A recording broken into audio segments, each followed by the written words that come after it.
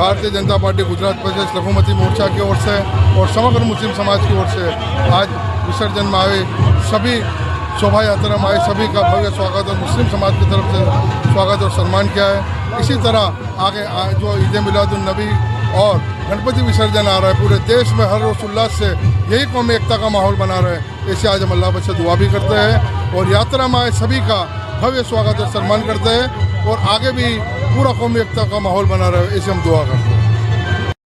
જેમ કે દર વર્ષની જેમ આ વર્ષે બી એ લોકોએ અમારું અહીં સ્વાગત કર્યું છે।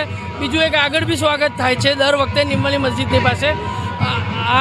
આનાથી અમે એક સંદેશ પાઠવવા માંગીએ છીએ કે કોમવાદી કરે છે એ અમુક જ લોકો છે, બાકી સારા લોકો તો છે જ કે જે જોડે રહે છે।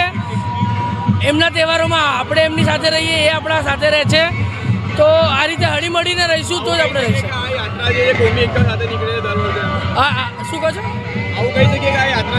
હા, એ કોમી એકતા સાથે જ નીકળે છે। દર વખતે આ યાત્રા આપણે કોમી એકતા સાથે જ કાઢીએ છીએ।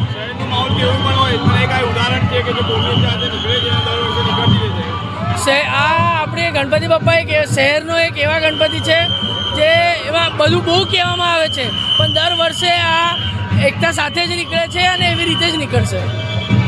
મિત્ર મંડળ કાયમ વિસર્જન યાત્રામાં જાવેદ બાપુ છે, ગુડ્ડુ બાપુ છે, પાણીગીરના વિસ્તારના તમામ મુસલમાન આગેવાનો આન બાન શાન સાથે સ્વાગત કરે છે અને આ પેઢીથી પેઢી ચાલતું રહેશે।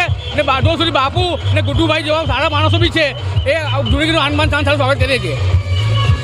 कौमी एकता कहने की जरूरत नहीं है, दिल की जरूरत है। दिल से आप करोगे तो हर चीज़ है।